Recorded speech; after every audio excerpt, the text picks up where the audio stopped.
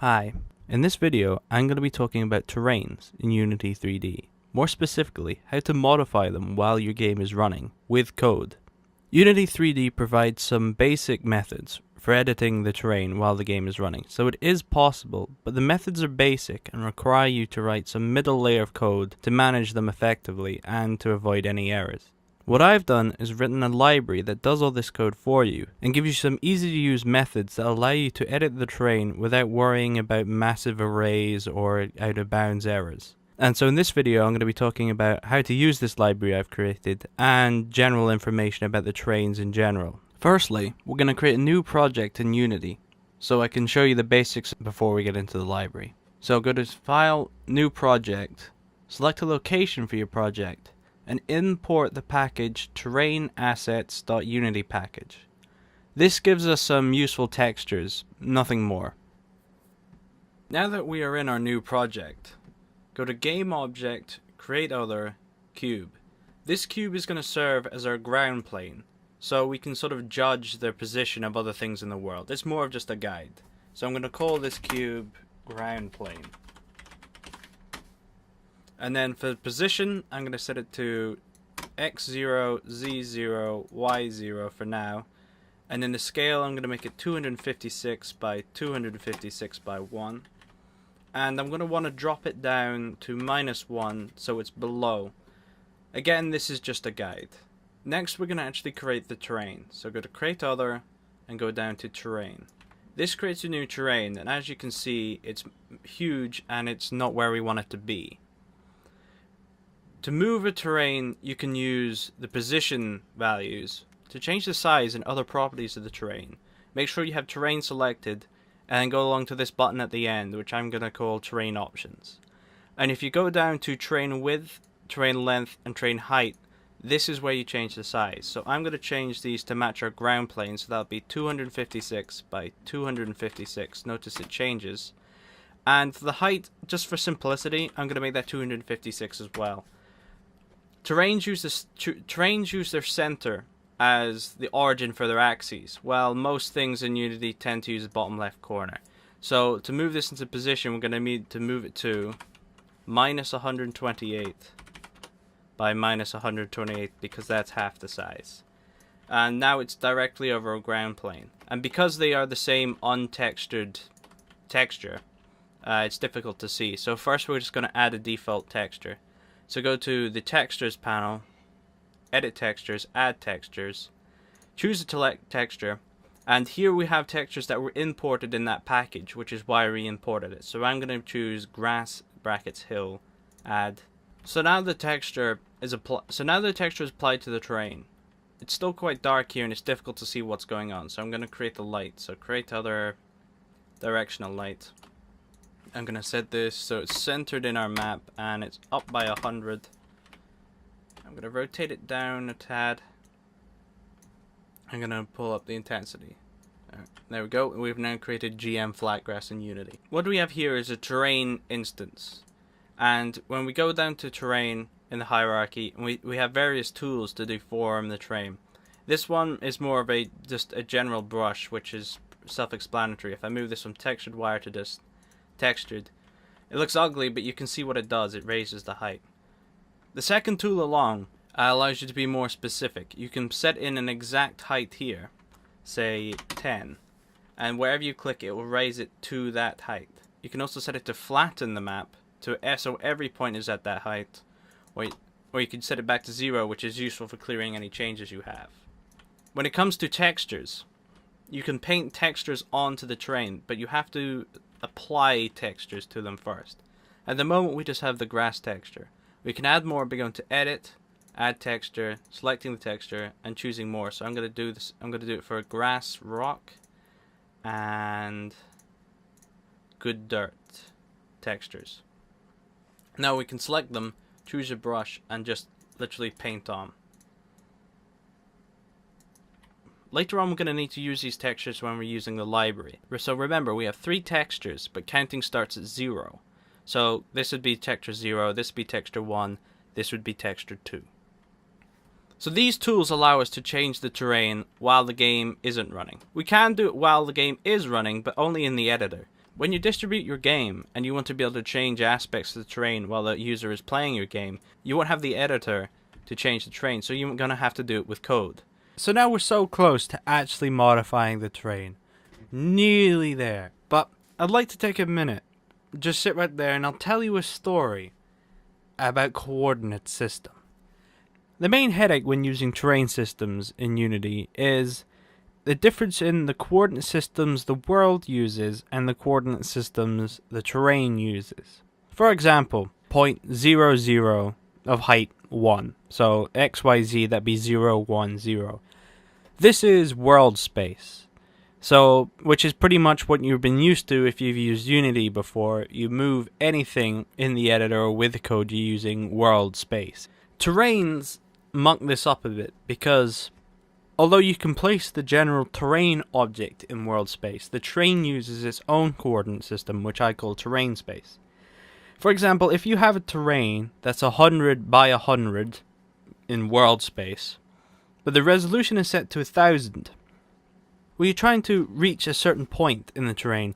You can't use decimal points except when touching the height. So as you can see, this is getting more complex as I explain it.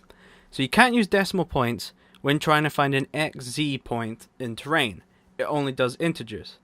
So if you have a 100 by 100 object and its resolution is 1000, you have 1000 by 1000 points in 100 by 100 object, which that gets confusing, especially if you have that terrain sitting in your world and you have a coordinate in world space and you want to know what point on the terrain that world space corresponds to.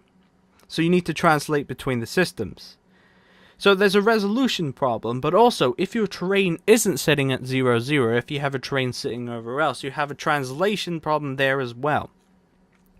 Luckily, my library takes care of all this for you. This is the reason you want to use it, so you don't have to deal with this horrible mathematics. There's two functions you really want to use, world to terrain space and terrain to world space. You give each function a vector 3 coordinate, and it'll translate it to the other coordinate system for you. That's if you want to find a specific coordinate in each coordinate system. If this has gone way over your head and it sounds way too complex, I don't blame you. This is the reason why I wrote the library, because I didn't want to have to deal with this every time I wanted to change something with terrain. Most of the functions in the library don't require you to do this translation before giving them to coordinates. They do this for you. However, at the very basic level, you need to keep in mind there's two different coordinate systems. X10, Z10 in world space would be a different point if you try to do 10, 10 in terrain space. Keep that in mind. Some of the functions have two versions. For example, flatten and then flatten W. Flatten W stands for flatten world. Flatten world takes a float value that is in world space. If you want, say, your standard height of 10, you do flatten W 10. Just the flatten method takes in a terrain space height, which is between 0 and 1. This is a float value, getting complicated. Setting it to a height of 1.0 sets it to the maximum height of the terrain, which you set in the options. Setting it to 0 sets it to 0. Setting to 0.5 sets it to half of that height. So in the terrain options, if you set it to 600 world units as your height, and you use the command flatten 0.5, it will go to 300. Again, this does sound overly complex, but this is a lot easier than trying to write all these yourselves with the base Unity functions. So we're so close to telling you about all these fantastic functions in the library, but there's one other thing. This is a new thing I brought in the library called terrain areas, which are it's sort of a patch in the terrain area. If you imagine you've got your terrain and you draw a rectangle or square, it doesn't have to be uniform square. You can use this patch of the terrain in various functions like setting the height, setting the textures, generating random terrains just in that square. The benefit about using terrain areas is you only generate it once. There's a function seen here which generates it using world coordinates or terrain coordinates, and then you can save it and you can keep using it. So if you have a certain area that's special for some reason in your game, you can generate the terrain area for that area, save it, and keep using functions on it without having to do anything with coordinates after that. Of course, if you want to use a new terrain area or move it, you'll have to generate a new terrain area. This is much more efficient than trying to save a huge array of points which is how you would have had to do it using the base functions in Unity. Now we're going to start writing some code. I'm going to create a new C# script and I'm going to call it main. This is going to be the script that's going to run our functions from the library, and it sort of represents what your code will be in when you create your game. So here we are in MonoDevelop with our new script main.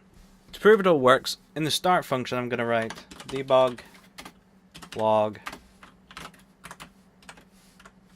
game started. Now if you save this, so now we go back into Unity with the script saved, we need to drag the script onto something in the game so it runs, because it's not a static script. I'm going to apply it to the main camera. This is a default I use when I don't have a good place to attach a script, so I'm going to drag it to main camera. And you see when I have main camera selected over here, we've got main script down here. We'll see more properties later in this. So now when we hit play, we should see game started, there we go, down in the console. So we know the script is running, we haven't managed to get any errors thus far, which is good. Before we import the library, we're going to need something that gives us coordinates to use. We could create it completely in script, but I like to have a visual representation.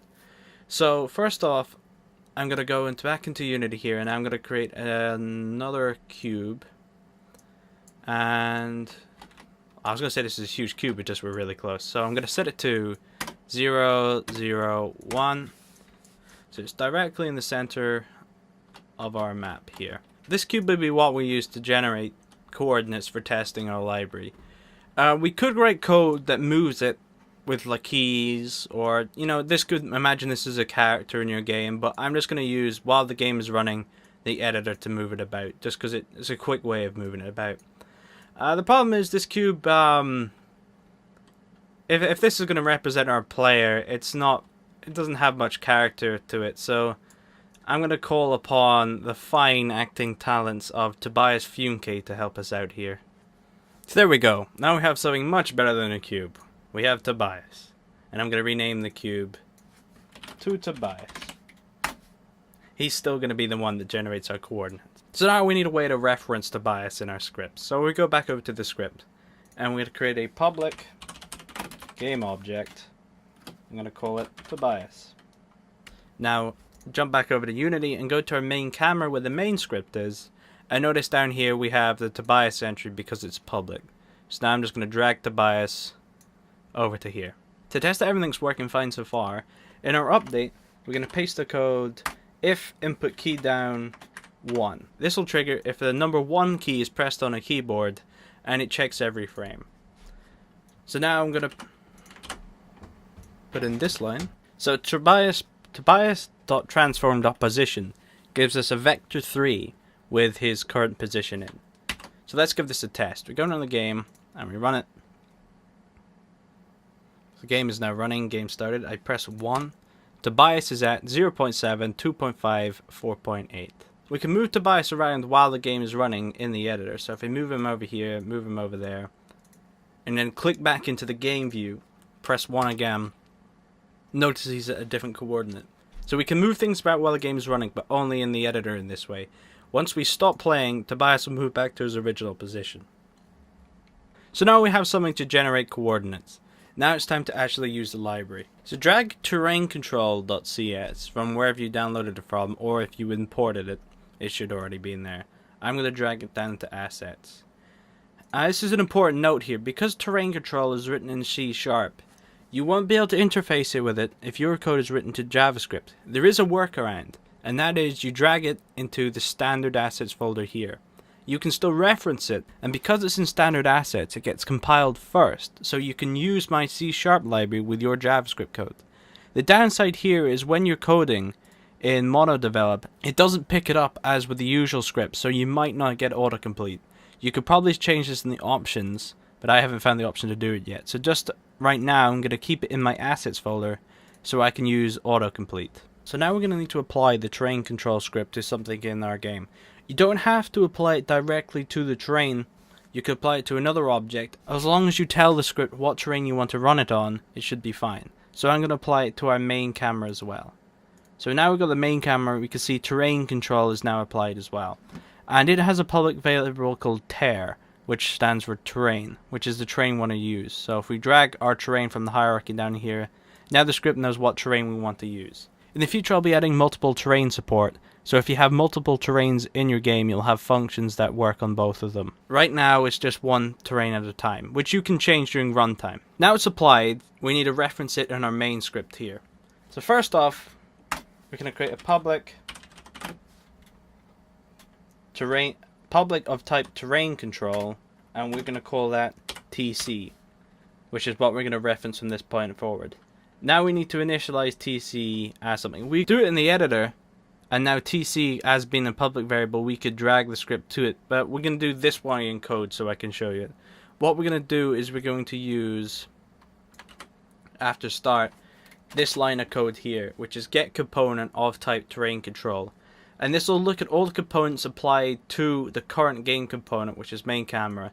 It's going to look at them all down here, and it's going to say which one is type terrain control, this is one we want to use. If you have multiple scripts, it gets complicated, and if the script is on another object, even more complicated, and you might have to use find object. These methods are written in the user guide, but I'm just going to use this method so far. To test that this works, we're going to call our first function from the library, and that is get terrain info.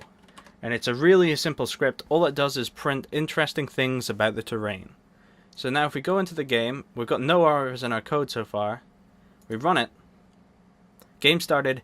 Interesting stuff about the terrain. I will actually add actual interesting stuff about the terrain for this function later on. But right now it's more of a debug function to make sure the library is working. So now finally, let's get into the library and start showing off some of the functions.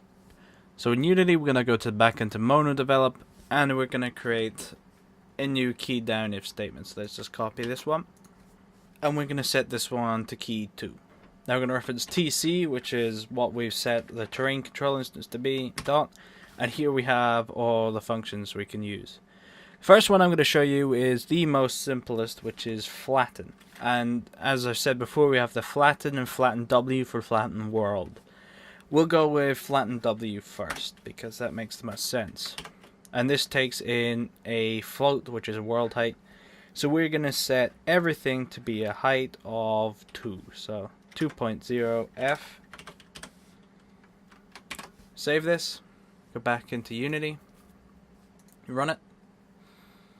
And we know that the terrain is sitting at 0 right now, because here's Tobias. So if we click on Tobias, he's at height 2 right now. So let's set him to 0, let's set him to 0, and let's set him to 1. So he is sitting directly at 1 right now. So if we press 2 on the keyboard, the terrain, every height has been moved up. And we can verify this by moving Tobias up, so he's level again. And if you look over here, it's roughly 2 because I'm doing this by hand, so we can tell that the terrain has moved to 2. Now if we stop running the game, you'll notice that the terrain has stayed. Tobias has moved back to where he was, but the terrain is staying at 2. The terrain is persistent. If you don't want this to happen, you should put in code when your game first starts to flatten everything to 0. Back in the code, we'll use a different command. We'll use just flatten. Now we can't use flatten with anything above 1. See, this would setting this to a height of 1.0 will set it to the maximum amount of what we have set in terrain options, terrain height, so 256. So setting it to TC flatten 1.0 will set this height to 256. So if we hit run, press 2, height is it's way up. We're gonna have to keep flying way up. There it is. So we've gotten the code because this is still running. So let's test it. Let's set it to 0.5, which should set it to 128. There you go, 128. And let's just set everything back to 0 again. There you go. So that's the two flatten commands, which don't take any terrain areas, any parameters. All they do is set the height of the entire terrain. Now, all of the other functions, with the exception of the debug functions and the functions that translate between coordinates, every other function takes in a terrain area parameter. So let's generate a terrain area. So let's set up another one. And this will generate a terrain area. Now the terrain area variable type is defined in terrain control, so we want to reference that. So we go to terrain control, not TC, because this is sort of the abstract method, and then terrain area, and then we can call this TA. So this is basically the same as going int lol.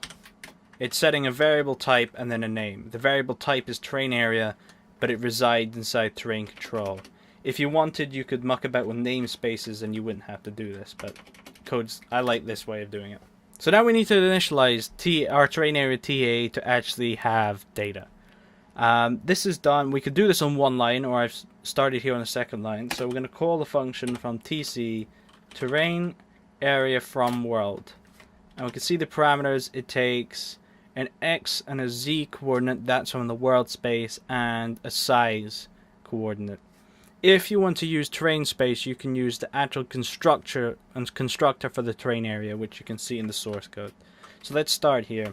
Now, for the X and the Z, I could put in 0, 0, but this is what Tobias is for. So what we can do is we can call Tobias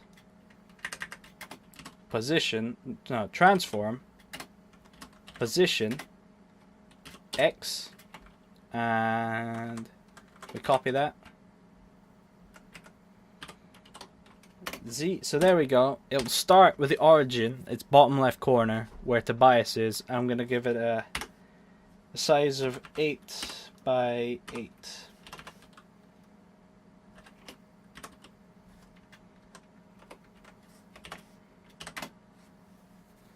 So there we have a terrain area. Let's just make sure this is fine. So we save it, we go back over to Unity, and we don't have any errors. We have a warning saying we're not using it, because we're just about to, but no errors yet.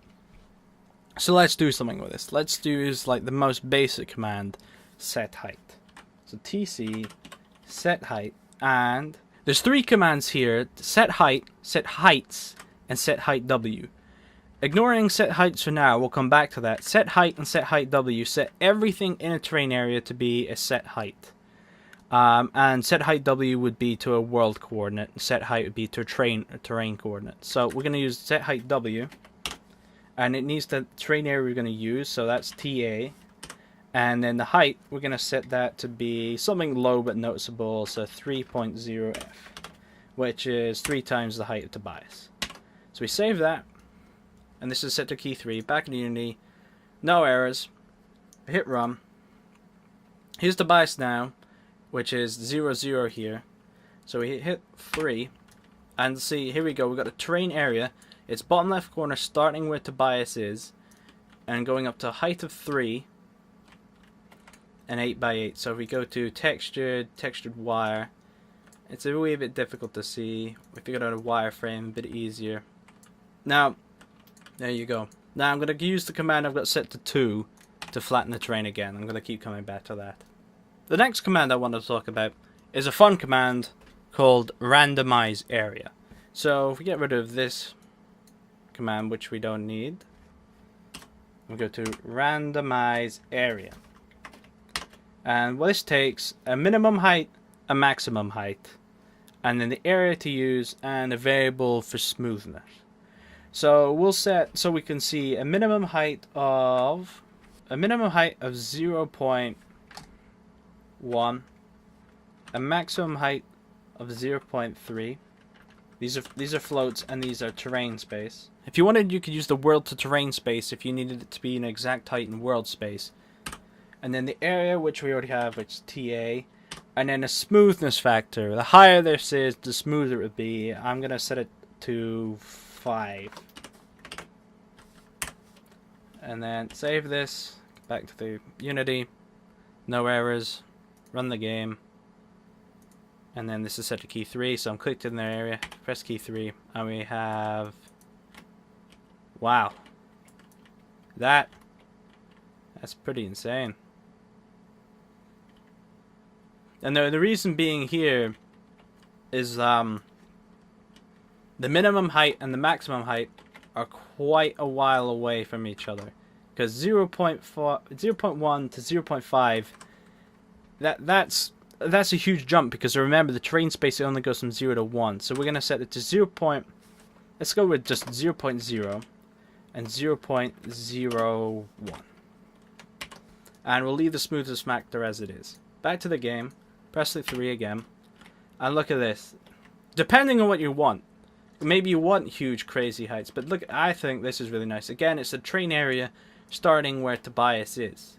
So if we move Tobias over here, and then this way a bit, press 3 again, we'll generate where he is. Which is the benefit of terrain areas. Now, because this random area is based on Perlin noise, as long as you keep the smoothness the same, if you generate areas next to each other, they'll match up as if they were generated all as one. The smoothest. Let's play about the smoothest factor. This is a smoothest factor of 5, so let's set that just to 7, just to see. I see a much more smoother terrain. The number is somewhat arbitrary, so you'll have to play about that with the smoothest factor. Okay, let's get on. Well, now we have funky terrain going. It's all set to grass, it's all set to grass, which is a bit weird. So what we'll do is we'll now talk about textures. Textures, if you thought they would be easy, they are not. Again, they use their own coordinate system. So if we go into terrain, go into options, and we go to detail resolution, this is the resolution of the textures. And as you see here, I've got that set to 1024, which means that we actually have we can have a higher density of texture data than we can height map data, which is somewhat useful. But again, you need to keep this in mind because you could get weird results. So let's have a look at the functions we can use for setting textures. The most simple one we have is set area texture, which takes a terrain area, which takes the terrain area and what's called a texture mix. I'll get back to that in a minute. And we also have set area by height, which takes a terrain area and another texture mix. These are slightly different. So let's talk about texture mixes. So if we go into terrain and on the texture panel, we have 3 textures. At any point in the terrain, there can be a mix of textures. So you could see, as we got all this grass here, it's a mixture of 100% grass, 0% dirt, 0% sand. So if we set opacity to be 50, select sand, and paint, it's difficult to see because grass is a light color here, but what we have is 50% grass, 50% sand, and then if we do 25% dirt, that's even more of a mixture here.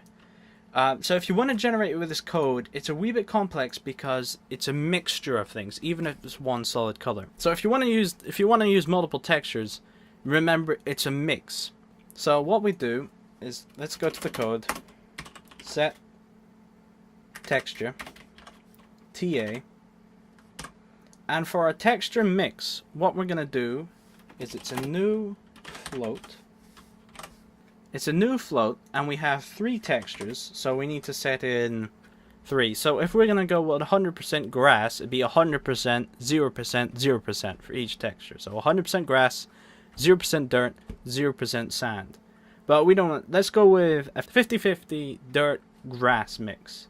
So that would be 0.5 for it, so half grass, 0.5 dirt, and we want no sand at all. So close off this function. Now that should work. So remember, we're also randomizing the terrain, so we can see where we are. So if we go to Tobias, who is standing here, we hit number 3, and the texture is slightly changed to 50-50 here. Now, important to note, this is in the documentation as well, that 0.5 plus 0.5 plus 0 equals 1. The texture mix has to be equal to 1. For example, if we wanted but also a small amount of sand, that adds up to 1.25, which isn't 100%, which doesn't mix. You're adding more paint than can be in your paint mixing pot, if you picture it that way. So if we go into game, try and run it, we get an error saying set area texture mix results in 1.25. It should add up to 1.0. So again, that's it fixed. The other texture command is my personal favorite, which is set area texture by height.